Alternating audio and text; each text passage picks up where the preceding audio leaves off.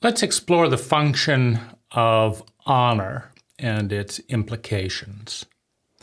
So, what does it mean to honor someone or something?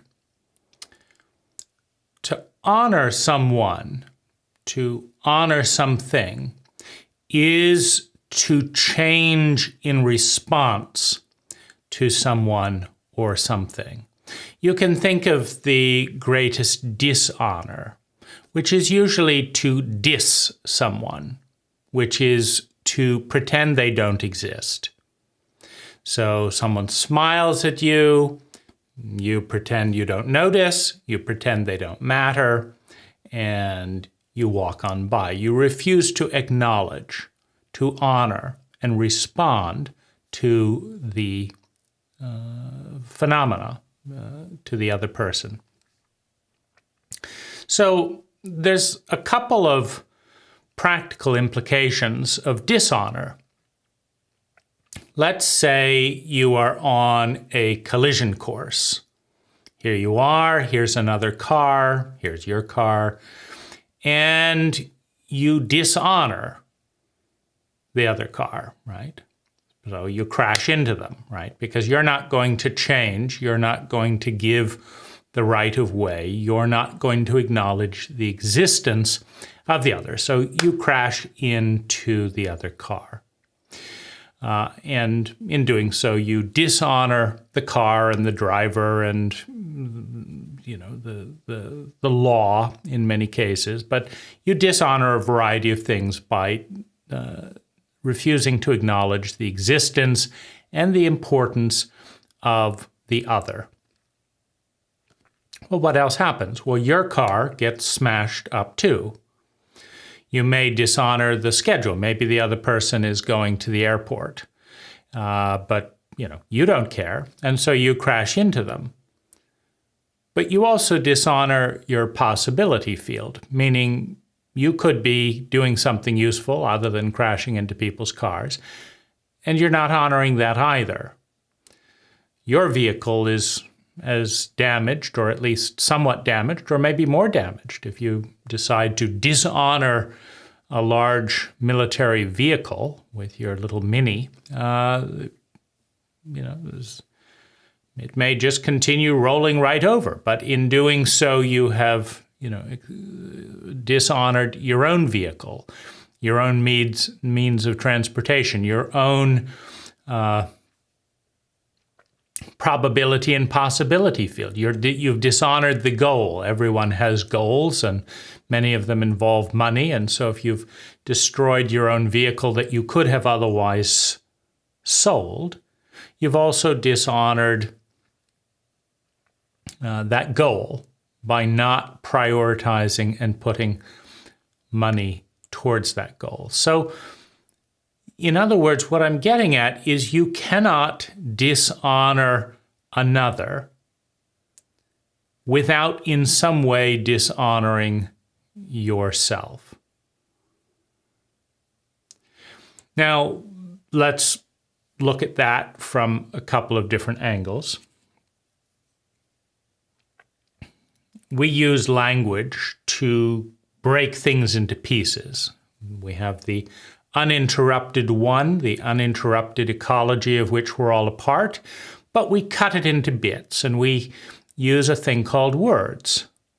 And words are little boxes, and so we break this out right here, and we call this a petal of an iris.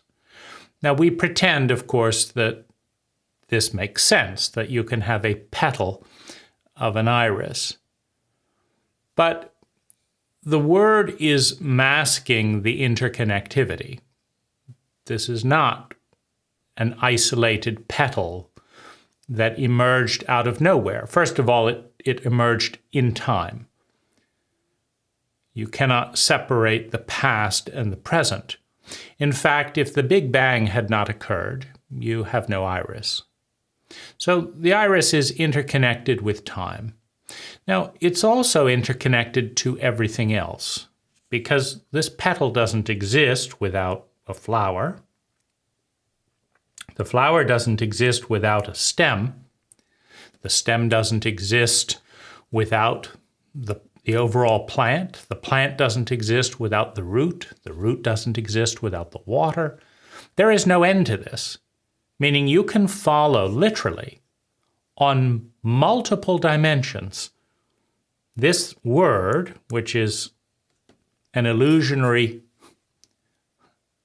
distinction, meaning we're creating a distinction in our mind that doesn't exist, that blocks the awareness of this leaf, this petal, and the Big Bang, and the source of all life as we know it. It all goes back to the same moment. It's connected in multiple ways. So what I'm getting at, if we understand that not only is this petal, this iris petal, linked to the Big Bang, linked to the past, linked to the future, linked to all of life, but so are we. We are linked to the past. We are linked to the future. The future is different based on what we do today. The past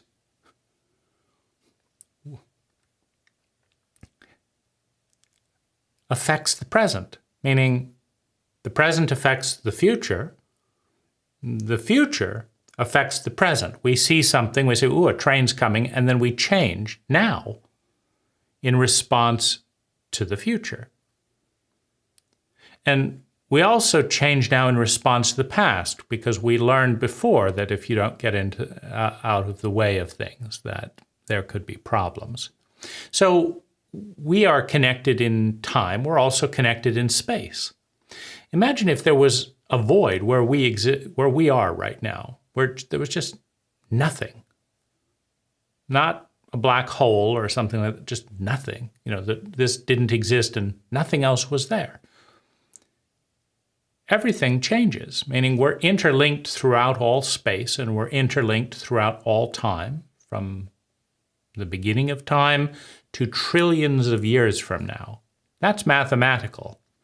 So if we're interconnected at that level and we dishonor someone or something,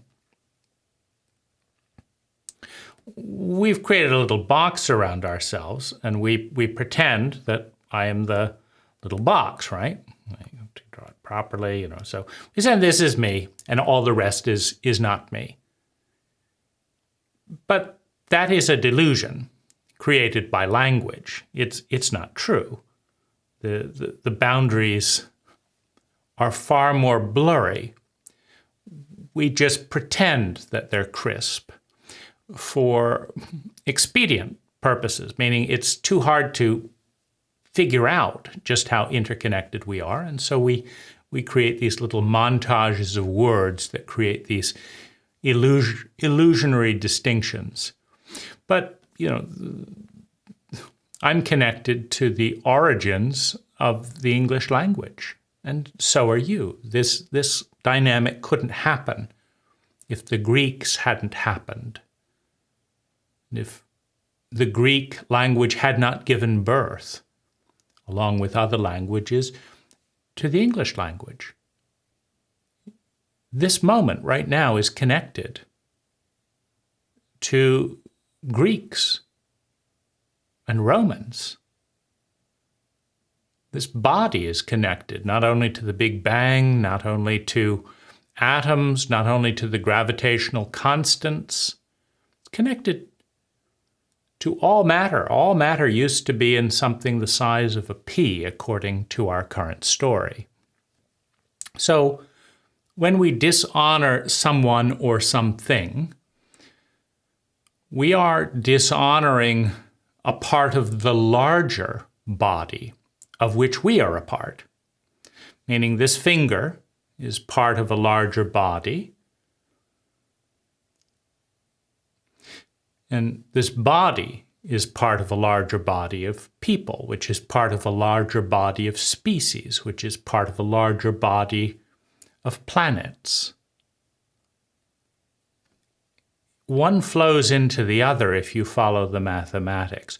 So if we grasp that, it's important to understand that when we dishonor someone or something, we also dishonor our larger self. Now, a good way to, understand that in, practical terms is to understand that as part of our interconnectivity, like if this finger got its mind to be stubborn and, I'm going to dissociate from the larger body. And so, okay, fine, you're a separate entity. We'll cut you off and you do your thing as a finger. Well, you don't get very far, do you, as a finger? The bloodstream stops, etc. And we do the same thing mentally. We're not going to be bound by laws of nature and laws of physics and no. We're going to cut down trees. We're going to do this. We're going to do that. We're going to build massive high rises. We're going to, pour, plastics into the ocean, and it'll have no impact because we're us, and that's that, right? But of course, if all of the greenery was eliminated from the planet like that, we would die in a matter of minutes because the oxygen would all be consumed. And then we'd realize we're not actually separate. We've been breathing in a part of the larger ecology out of which we are emerging like a finger on a hand. We've just taken it for granted because the trees have been so generous for so long. But it doesn't mean they're not a part of us. We are a part of the trees, and the trees are a part of us in an interdependent ecology called life that all has the same grandmother, the same grandfather. Whether it's a giant tortoise or the Big Bang, the stories change. But they began at the beginning as one. And then one became two, and two became many. And we've isolated our awareness into the finger, into the ego. And through that isolated awareness, the pretense of separateness, the pretense of independence, the pretense of loneliness.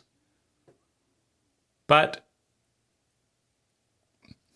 we are interconnected at so many levels. So that's a useful thing to understand, that to dishonor someone is to dishonor ourselves. Now, this is easier to see in a sense of, understanding that, for example, within human dynamics, most people have tribal identities, countries and clans and religions and belief structures, and they say this is us and that is them. And it's very clear that the most collaborative, intelligent, productive, and trustworthy cultures and countries thrive and grow. So if you violate one of your own country people, you violate yourself, meaning, let's say you don't pay your taxes. And so the roads are a little bit more poorly constructed. The schools are a little bit less informed. So you drive on slightly worse roads. You live with slightly more ignorant people. And you don't want to waste energy in your marriage, right? So your marriage is lower quality, right? So it's easier to see close to home, right? You don't put oil in your car. You dishonor your car. I don't care about this car. I'm not going to waste my money. I want a beer, right? I don't want to waste this on an oil change. But when the car breaks down quicker and you have to buy a new car, there's less money for beer, right? You honor the beer and you dishonor the car But so many things are connected in so many different ways. I don't care about that person. I only care about this rich and famous person. But that person, it turned out, was one of the gatekeepers to one of the rich and famous people. And I kind of let them know that they didn't matter to me because they weren't rich and famous. And so there's so many ways that, I don't care about my body. I'm going to work 80 hours a week. I just care about success. I dishonor my body. What I really honor is success, making it, being rich, whatever it is. But a dishonored body, a malnourished, abused body, eventually hinders that very success. I don't care about these people. I don't care about animals, right? So I'm going to treat the animals as if they are subhuman, right? Line them up in slaughterhouses, not let them roam around, feed them varieties of junk food. We don't care about anything other than extracting meat from the animals. So the animals get sick. The animals get mad cow disease. The animals develop salmonella. And I care about myself, but I don't care about the animal. But when the animal gets sick, I get sick. I don't care about the soil. I just want what I want, right? In other words, when we have a narrow vision, we dishonor what we cannot see and cannot acknowledge. And when we dishonor something, we dishonor a part of ourselves that we don't understand. So to dishonor something and someone is always connected at some level with dishonoring a part of ourselves. Now, we see this psychologically as well. We might look at a bully. You fucking piece of shit, picking on that little kid. What did that little kid do to you, right? Cut it out. You're a bad person, right? So we're going to honor the victim, but we're not going to honor the bully. The bully is junk. The bully is not worth mentioning. The bully is dishonored. Little kid is dishonored. So first of all, what happens? What happens when somebody bigger bullies the bully? Well, what are you going to do? Are you going to exterminate the bully? Meaning, are you going to line them up and gas them as Hitler did with Jewish people? What are you going to do? Or you're just going to play, rescue for right now. But what always happens after a bully has been bullied? What do? Well, the bigger bully goes away at some point and it's like, I'm going to get you next time, right? And what happens? The bully takes revenge on the victim at an accelerated rate the next time because the bully wasn't honored, right? We're not honoring psychology. We're not seeing. See, to dishonor something is not to see it, really. It's not to understand it. Because if you understand something and you see it clearly, you always honor it. Meaning, every single variable in the equation of decisions has impact. The wind comes in, and you're shooting a film script, well, you take note of the weather. Can we film in this wind? Do we need to put a fur on the microphone? Now, if you say, I'm not going to be told what to do by some wind, and the sound is muffled and your movie doesn't shoot? Is that bravado? I mean, is that success? Nobody told me what to do. Nobody's going to let me write and film a movie again because I've ruined the soundtrack. That's kind of the equation with honor. I didn't know. I didn't ask. You didn't tell, so it was not honored. You can think of dishonor as a blind spot. And so I close my eyes in a certain arena, and there's a post in the way, and I'm going forward, and at some point I collide with the post. Why did I collide with the post? Because I didn't see it. You cannot respond to something that you cannot see. Now, a lot of the times when we dishonor something, we see it as an isolated unit, but we don't see its connection to us or what we care about. Meaning, if you really care about the victims of a bully, you will help the bully feel big without bullying, right? Because you have to understand why the bully is bullying. You have to understand that, first of all, bullying is a hereditary virus, meaning the vast majority of the times, either psychologically or physically, a bully was made to feel small and helpless repeatedly, was then humiliated for feeling small and helpless repeatedly, physically or emotionally, and then left in that state without help, without support.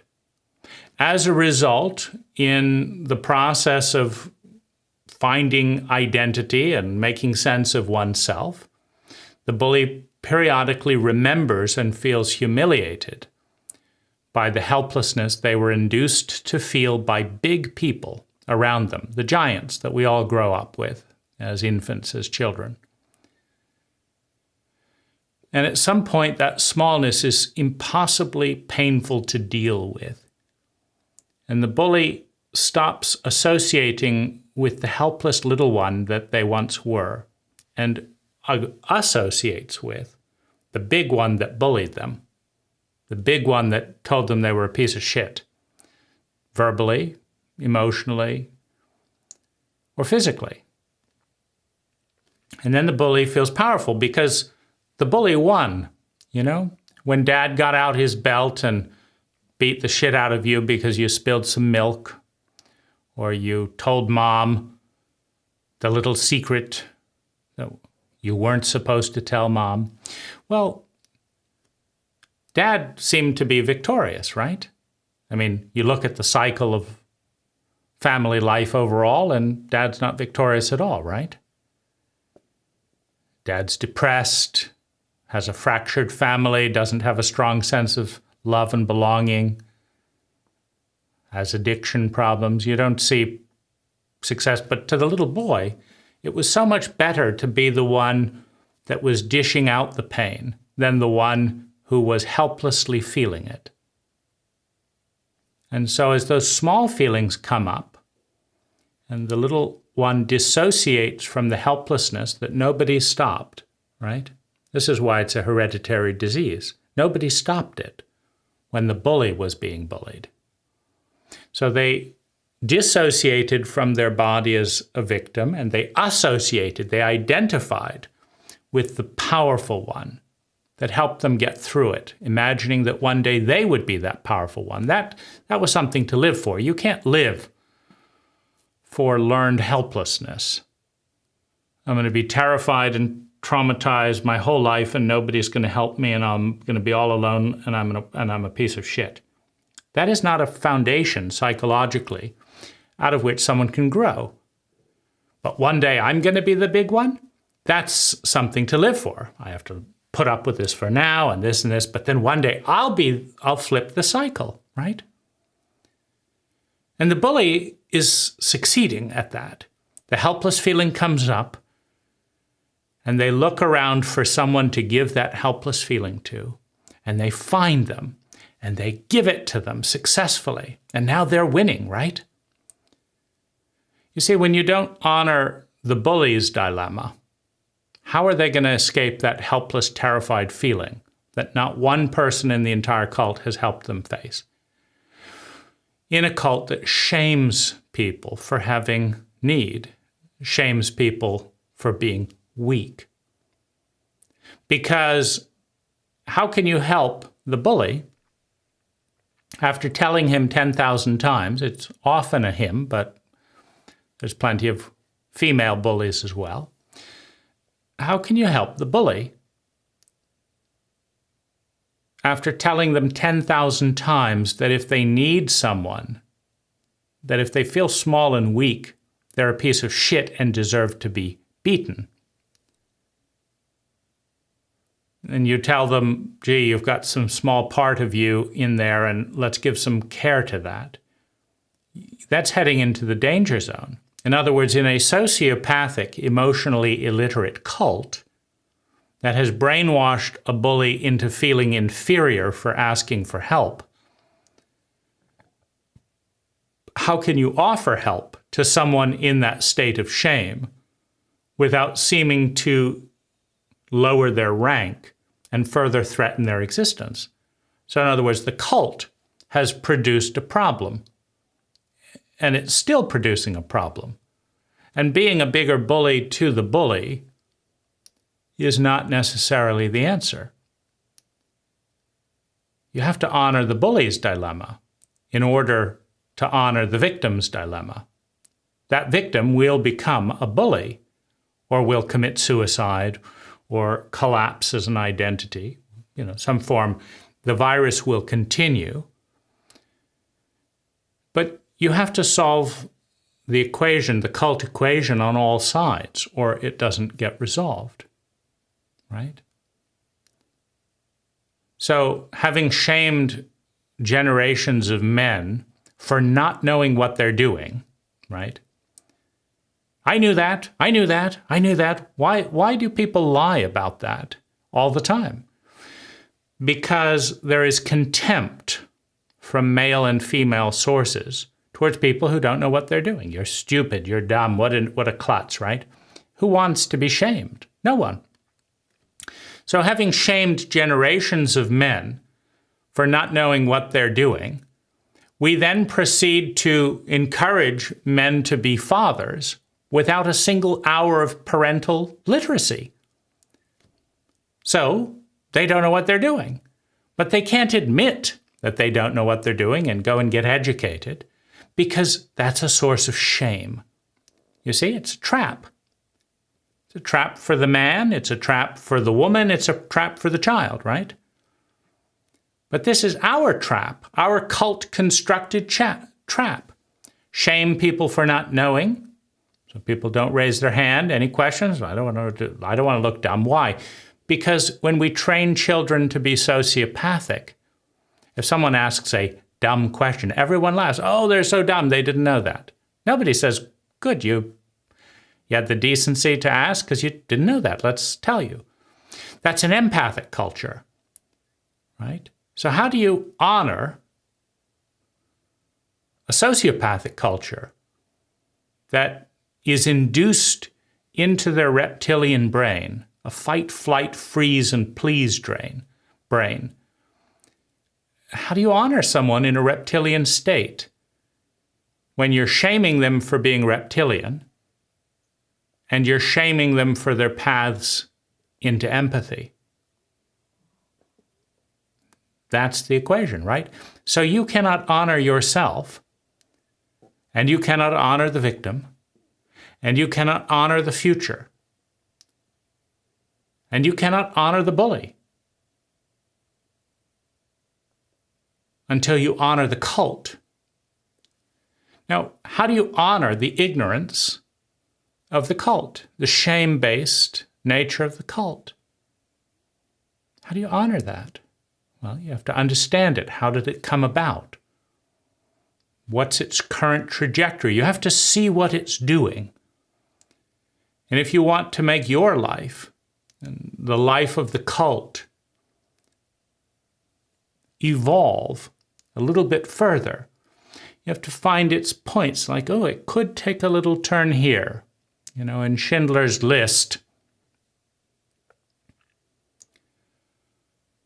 the men were so shamed around feeling weak that Schindler convinced his Nazi compatriot that it was powerful to save the lives of the Jews, that it showed strength to not have to kill every last one, that he could demonstrate his supreme magnificence, right? Well, to a shame-based person who desperately clings to rank in a shame-based cult, if you want to save lives, you have to come up with a narrative that does not take the person into shame. That's how you honor yourself. That's how you honor the cult. That's how you honor the ignorance that is around you. Right? Now, what we dishonor becomes a curse. There's a lovely story in Sleeping Beauty. And Sleeping Beauty is born, and she is christened. And all of the relatives are invited. So, here's Sleeping Beauty. All of the relatives are invited except one. The shadow of the family. Every family has a shadow, an area it doesn't like to look, an area that it's embarrassed, an area it doesn't want to talk about, an area it doesn't want to tell the truth. It doesn't want to reveal its secrets. And so all of the fairies are honored by the invitation, or the ancestors, the relatives. They all come around, and they each give a gift to the child. And this is far more intelligent, meaning this, quote, fairy tale is far more useful social instruction than you learn in high school, for example, where you don't learn anything about parenting in high school, so it's not hard to beat, but it's far more real. Meaning every single one of your ancestors gives you a trait, gives you a character, has an influence on you. You don't exist without them. You know, if great uncle Harry didn't get born, was stillborn or whatever, the family dynamic out of which you emerged is different. If great-grandmother Josephine didn't feel a little horny that night, you don't exist and neither do your parents, right? You arrive on the shoulders of a species, on the shoulder of all species, on the shoulder of a planet, on the shoulder of a universe. You stand on those shoulders, always. Now, in this ritual, that truth is acknowledged. All the relatives come and each one offers a gift. Now, they were honored with an invitation. In Rumi's poem, The Guest House, it's a poem of honoring. This feeling, let it come and speak its piece. This feeling, this part, let them all come. This is the guest house in which all parts of the psyche can be honored in their positive and destructive potential. But there's one relative not invited to the ceremony. So the circle is not complete. There's a secret, a shadow energy. The old witch That's a derogatory term. That's the uninvited guest.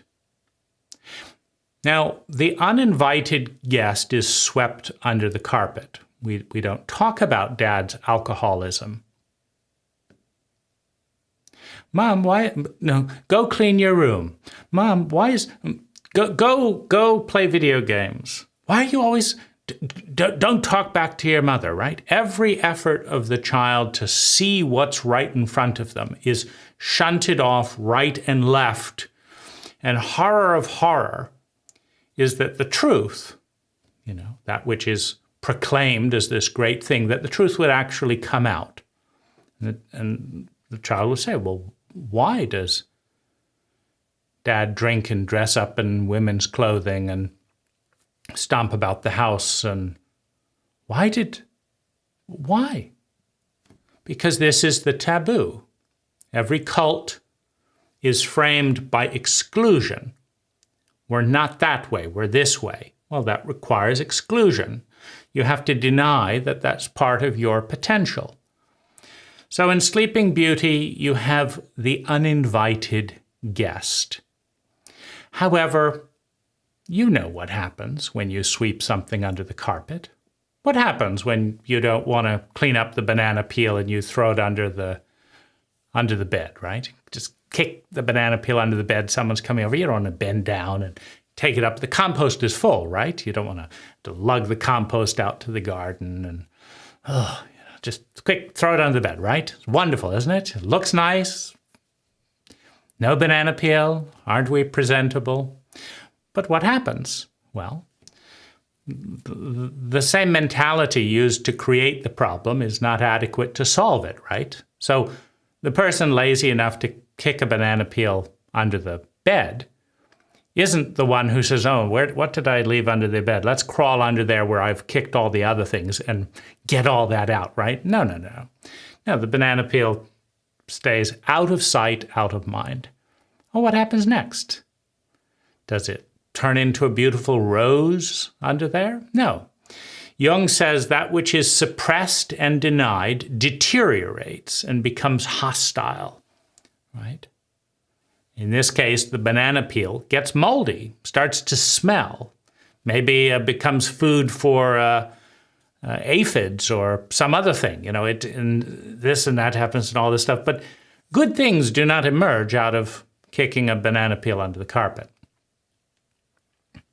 So you have the banished relative. You have the uninvited guest. You have, quote, the old witch.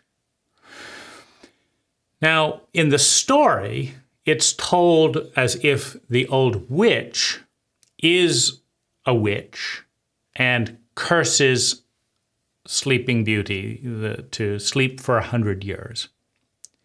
Now, the psychological reality is that the taboo secret that never was invited at the dinner table, that never showed up in the christening, that nobody ever talked about and everyone went to great lengths to hide, is a form of family amnesia, meaning it's a virus, it's a taboo, it's a pattern of energy that exists in the family, and it does not get integrated and it does not evolve because it can't be talked about, because it's the source of shame.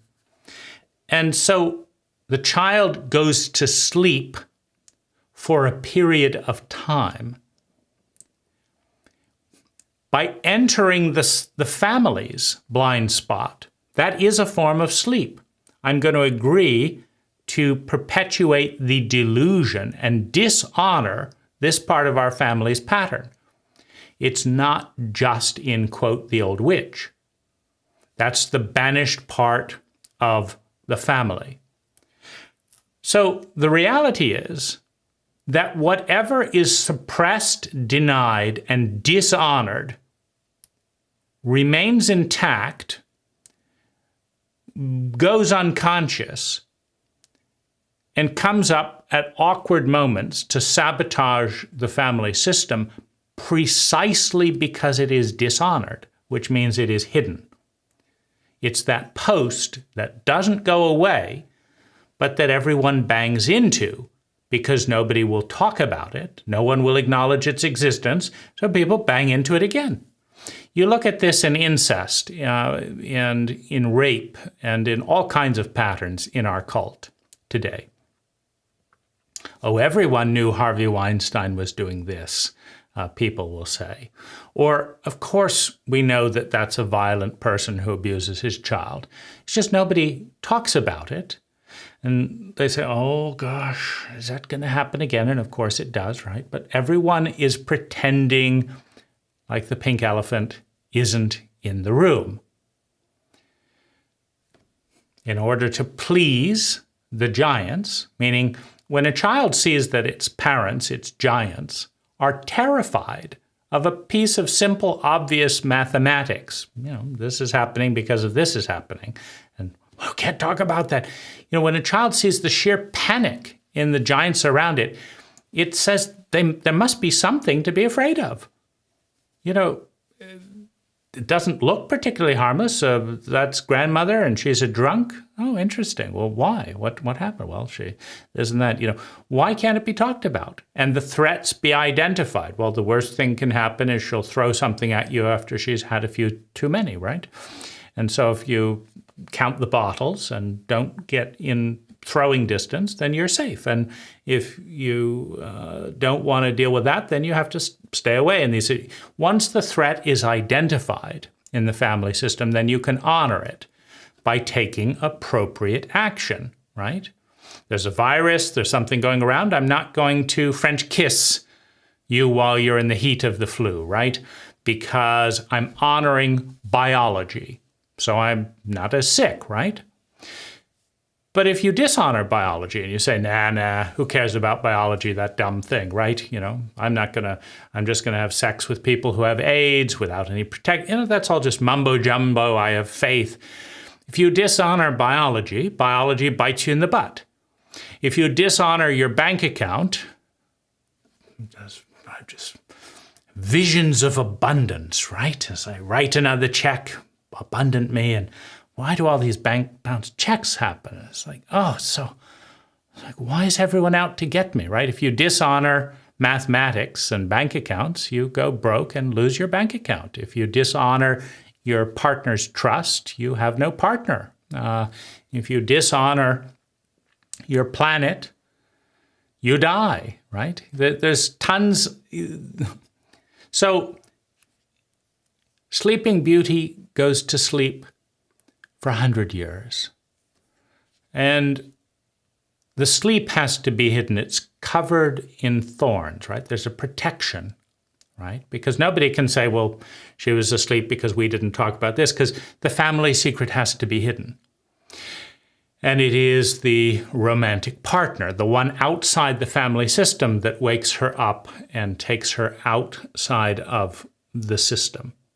The truth is that anything that you deny, hide, and blockade and refuse to honor becomes your curse because you are turning it into a curse. It's neutral. It's just a trait. But if you refuse to see it, you will stumble over it. If you make it worse, your reality has that problem of it being worse. So this is the physics of honor. So honor, at a very basic level, is to see. I see it, I understand it, and I respond to it. That's honor. When you honor something, you honor yourself. When you honor one thing, you honor everything. When you honor everything, you honor one thing. Now, there's one thing that's useful to dishonor in a certain way, right?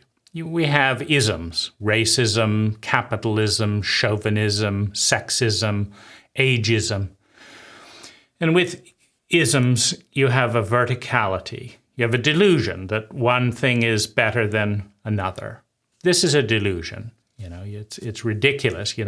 An idiot will presume that this flower is better than the root, right? Oh, that beautiful flower. Get that ugly root out of here, right? But that's ignorance, right? The truth of the matter is, if you love irises, you love iris roots, and you love rich organic soil that produces beautiful irises, right? That's the truth. But if you're dumb and you believe the ism, right, that there's no connection between this and that, and this is better than that, the flower is better than the root. I mean, no scientist can make those cases. Men are better than women, but are born out of women's wombs. Hello?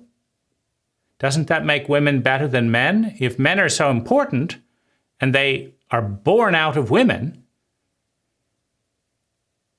and they wouldn't exist without women, then at least they're equal, right? It's a bizarre cult programming. It's not mathematics. Mathematics says you have to be rational. If the golden egg is important, then the golden goose is at least as important, says mathematics. But an idiot will say, get that goose out of here. I just want the gold, right? And we do that all the time, right? So honor is about seeing and about responding. Now, you don't want to honor in the sense of paying tribute to an idiot, someone who will not honor themselves or reality or their environment. They are a threat. They're honoring their cult, right? So it's a tricky thing. Most cults have a strong self-destructive element. And so the cult members following the dogma of their cult are going to conform to the self-destructive element that's built into the ignorance of almost any cult. Now, how do you honor a destructive cult or a member who embodies the dogmas, the unscientific dogmas of a destructive cult? Well, you first have to understand cults are necessary. There's so much going on all the time that having default modes, base assumptions that are largely lies, but are predictable lies, right? We all eat this. We never eat dessert before this. We do this. We say we're Christian. We just kill people when they're not Christian, even though the Christian said this. That's what we do. And so we have a pattern. It doesn't necessarily make sense. It's not necessarily intelligent, but we all know what it is. How are you? Fine. Are you fine? No, I'm not fine. Do you want to know how I am? No, I don't. But how are you? I'm fine.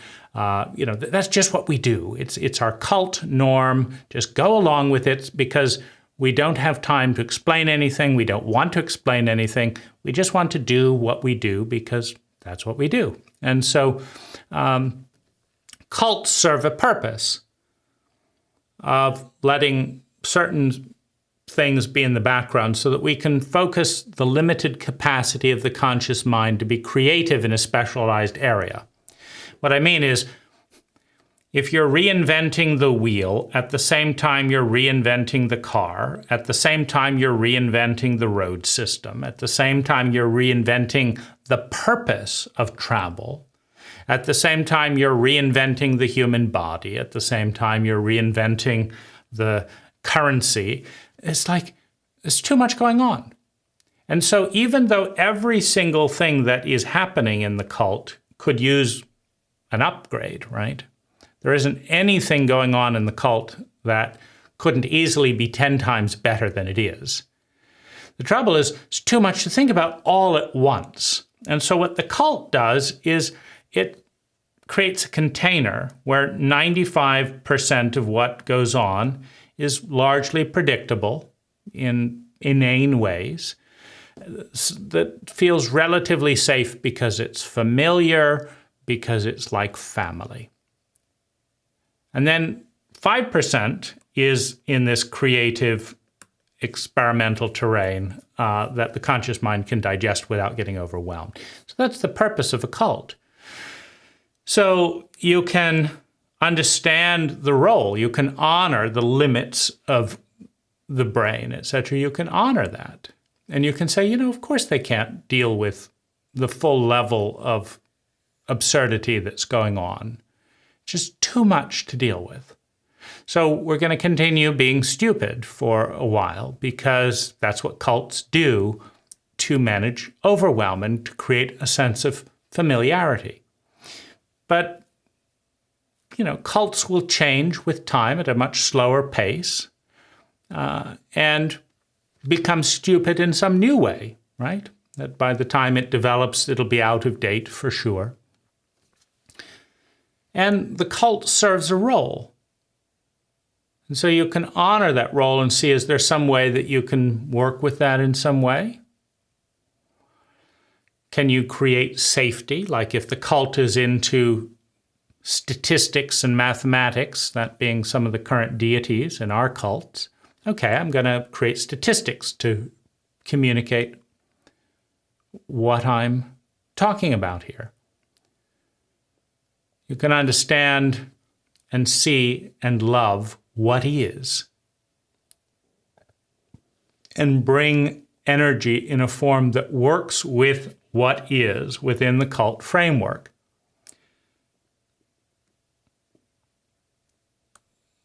That's honor. To understand there's a place for stupidity. There's a place for blind cruelty. May not be optimal. There may be a way to honor the source of that blind cruelty in a way that shifts towards joy, because in the evolution of life, we're moving towards ignorant, unconscious, painful stupidity to conscious, sustainable fun with mastery. That's the trajectory. But it's a path of iteration, experimentation, regulation that maintains some cohesiveness, that doesn't traumatize the identity, the ego, with too much change all at once. And it's an endless path. It's an endless continuum. To honor something is to honor ourselves. To honor the larger sense is to honor ourselves. We don't need to honor the stupidity that we see by pretending it's better than we are. But we may say, yeah, that is absurd. That is a lie.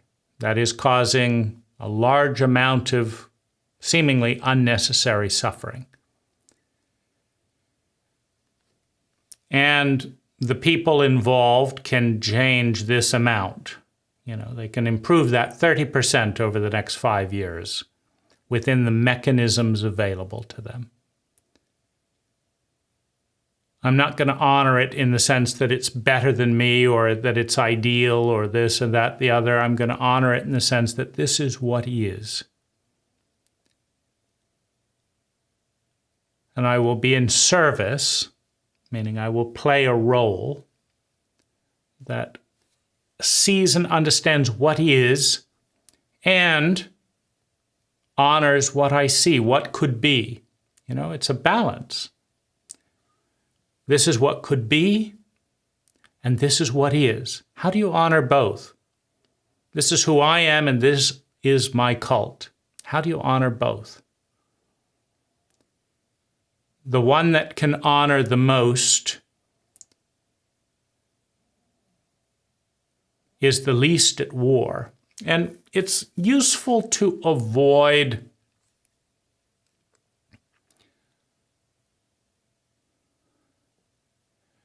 an endless war, meaning there is a place for the warrior.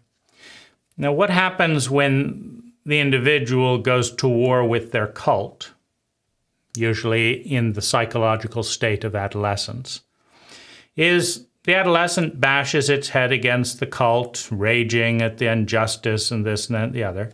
And the cult moves a few millimeters along in the process, and the adolescent gets a bloody head. Why? Because of the law of mass.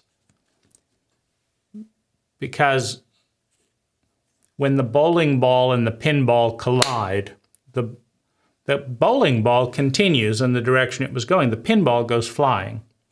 And so after the adolescent gets tired of picking themselves off their feet, and banging their head against endless stupidity, they go along with the system, right? Because they don't get banged up as much, right? Money is a corrupt mechanism of the fascists. But I'm tired of going hungry, so they want dollars. Okay, here's a dollar, right? I'm not going to go to prison because I won't participate in the rigged monetary system, right? So the adolescent conforms with a lot of the stupidity that they're upset about. Now, there is a value, though, in the battle, right? While the adolescent is fighting something that is much bigger than it, it's building muscle. It's losing the war, but it's building muscle the whole time. And that is a valuable, that's part of the maturation process, to face death. When you go against your cult, when you rebel against the patriarch in a chauvinistic culture, you face death. You confront death psychologically and physically. And if you survive that ordeal, well, now you're a little bit closer to an adult. So you can honor the need for the futile conflict and the need to, at some point, say, I'm not going to become a bloody pulp to fight the entire world my entire life. Now, the law of mass dictates that whenever a small energy form and a large energy form collide, the small energy form gets trampled if they're attached to their position, right? Or gets sent flying, right? It's called trauma. So you have to honor what is, or you do not honor yourself. I'm not budging. Well, the train will budge you for you because it's bigger than you, right? And so the challenge is knowing what and how to honor as much as possible so that you can honor the deepest truth inside of you, that by honoring what is around you, by forming harmonious relationships, understanding relationships, loving relationships with what is, you then have more influence to bring what is inside you out into the cult, into the program. And that is the function of honor. Hi, I'm Dan Rose. All knowledge begins with a paradigm, and out of that paradigm comes an idea, an awareness that we adopt, reject, or synthesize into something better. It doesn't become wisdom, it doesn't become useful until we take action, until we integrate it into not only our thoughts, but our feelings, our body, our words, and our way of being. For that to occur, we have to move from the passive media paradigm into more active engagement. In the link below, in the More Information section, is an invitation to join a very small, deliberately filtered, high-quality discussion with a group of people who share a common language and want to work with these ideas, with me and with one another, with the sole goal of creating 10 times more sustainable well-being for ourselves and those around us per unit of energy invested. Thank you for watching.